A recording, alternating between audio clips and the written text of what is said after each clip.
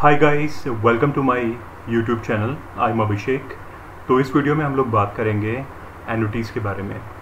What is an annuity, how annuity works, क्या क्या precaution लेने चाहिए, क्या डॉक्यूमेंट्स होने चाहिए in order to invest in annuity, क्या आइडियल एज ग्रुप होना चाहिए those who invest in annuity, और एन्युटी और पेंशन में क्या डिफरेंस है।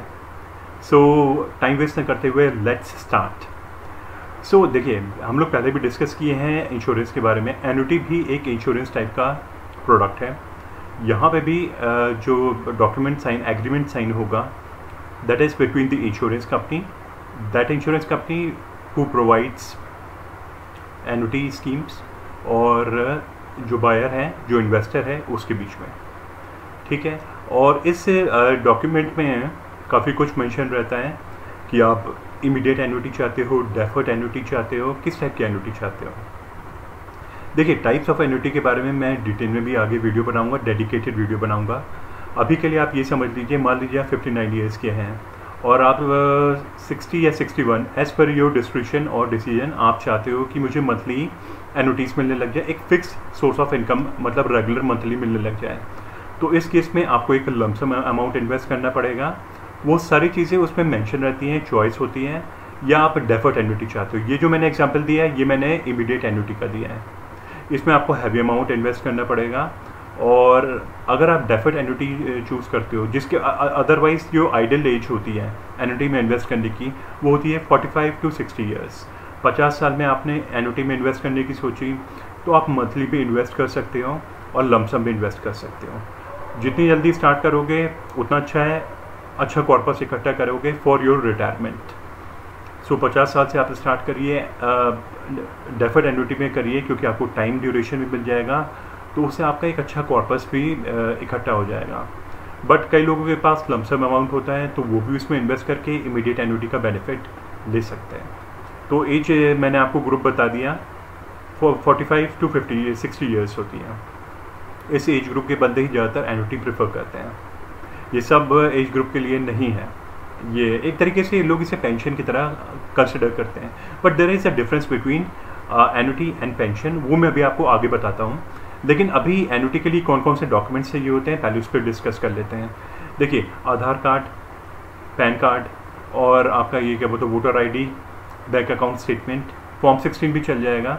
और लेकिन ये सारे डॉक्यूमेंट्स तो चाहिए ही चाहिए।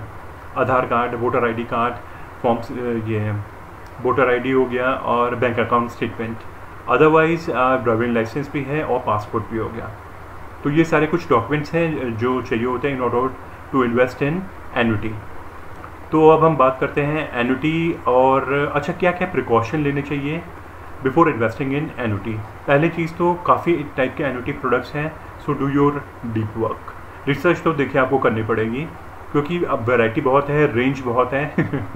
तो मतलब रेंज डिपेंड्स ऑन यू कि आप जितना ज़्यादा अमाउंट इन्वेस्ट करेंगे, उतना फ्यूचर में आपको एज एन एन्युटी एक मंथली फिक्स पेंशन अच्छी मिलेगी। पेंशन कह सकते हो, एन्युटी कह सकते हैं।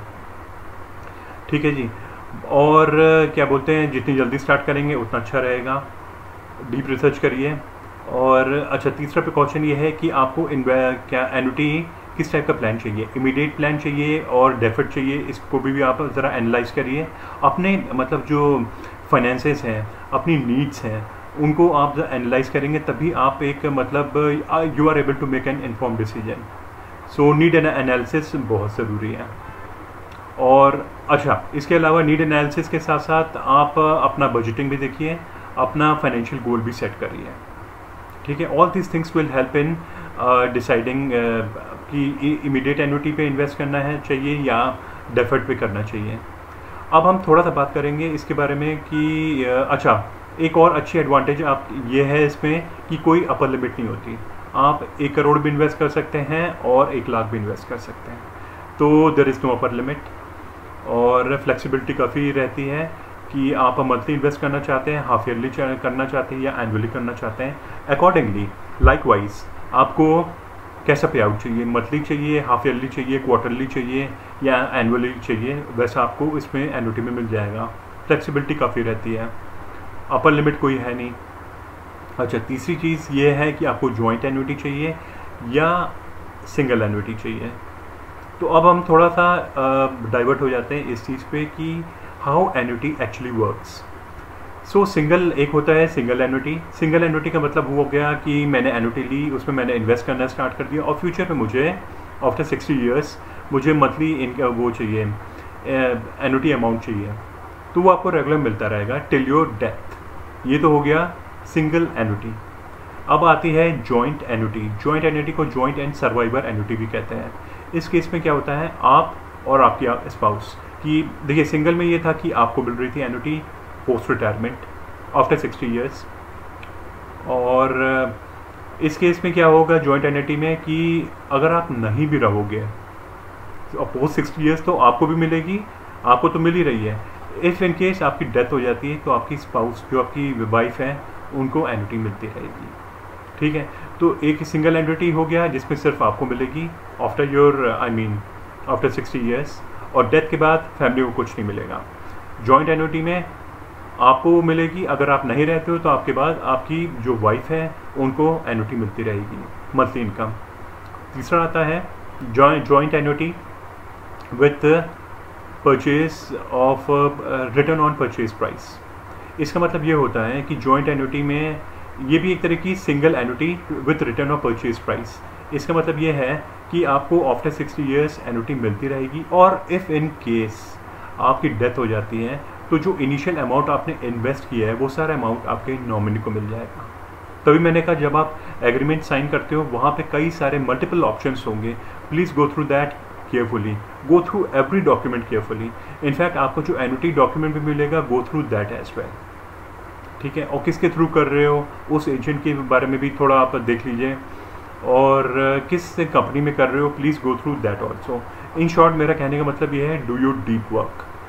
अच्छा, अब तीसरी टाइप की एन्युटी आ जाती है joint annuity with return of purchase price. Likewise यहाँ पे भी होगा आफ्टर 60 ईयर्स आपको मंथली एन्युटी अमाउंट बनता रहेगा, क्योंकि मंथली मान लेते हैं मैंने मंथली ऑप्शन लिया, मैं ही एन्युटी लेता हूँ, तो मेरी डेथ के बाद मेरी स्पाउस को मिलेगा, मेरी वाइफ को मिलेगा। In case of her death also, जैसे मेरी डेथ हो गई, मेरी वाइफ की डेथ हो गई, तो जो मेरा नॉमिनी है, जो कि मेरा बेटा है, नॉमिनी में मैंने अपने बेटे का नाम दिया है, उसको वो जो मैंने इनिशियल अमाउंट इन्वेस्ट किया है आइदर लमसम और मंथली, मतलब डेफर्ड एन्युटी ली या इमीडिएट एन्युटी ली, इनिशियल अमाउंट प्रिंसिपल अमाउंट वो सारा नॉमिनी को मिल जाता है। सो चॉइस काफ़ी है। इसके बारे में मैं डिटेल में आगे भी वीडियो बनाऊंगा, ये एक सीरीज़ में भी वीडियो बनाऊंगा मैं एन्युटी का। अब बात कर लेते हैं एन्युटी और पेंशन के बारे में, क्योंकि कई लोग ये समझते हैं कि पेंशन और एन्युटी एक चीज़ होती है। No, there is a difference.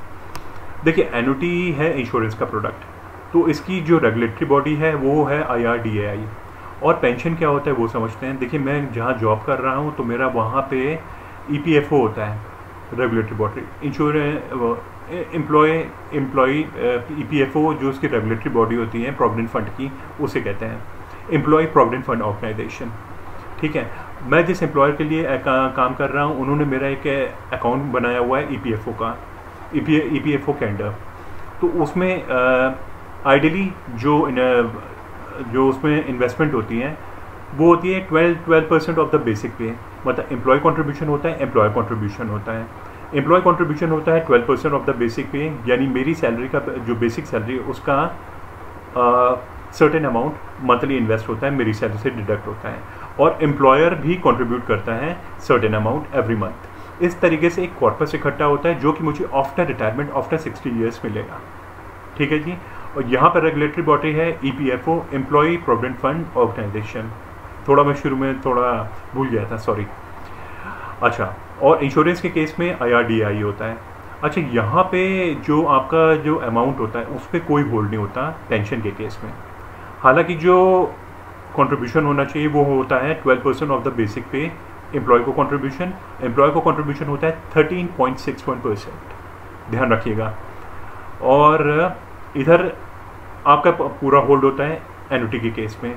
आप जितना ज़्यादा अमाउंट अभी इन्वेस्ट करेंगे आइदर मंथली और एनुअली, मतलब वही डेफर्ड एन्युटी हो गया या इमीडिएट एन्युटी, जैसा अमाउंट चाहिए आपको पूरी फ्लेक्सिबिलिटी रहेगी, वैसा आप इन्वेस्ट कर सकते हो, monthly, half yearly, quarterly, annually.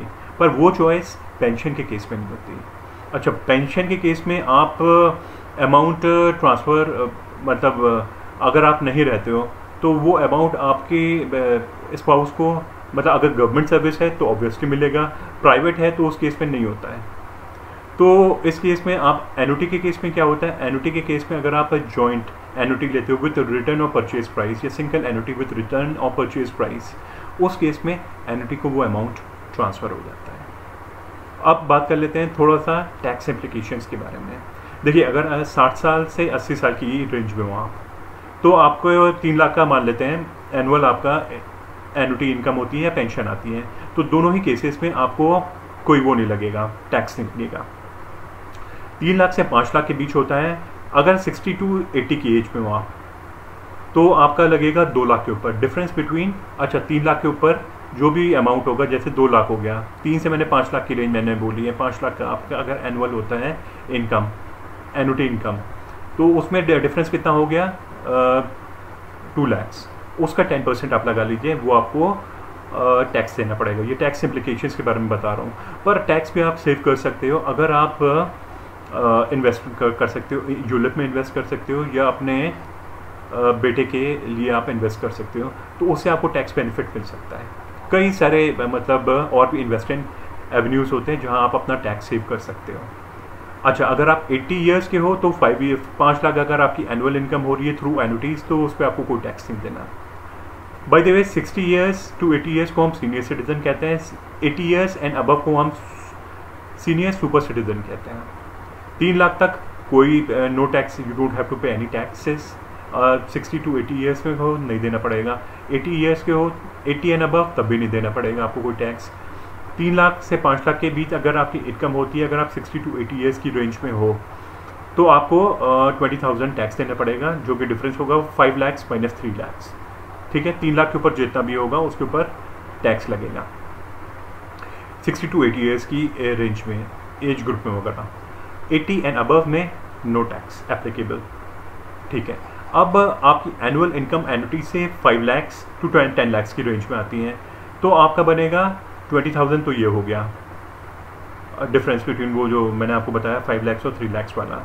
20,000 plus 20% of 5 lakh, यानी 10 लाख माइनस 5 लाख। 5 लाख के ऊपर जो ओवरऑल इनकम हुई ना आपकी 5 लाख की, तो उस पर आपका टैक्स लगेगा।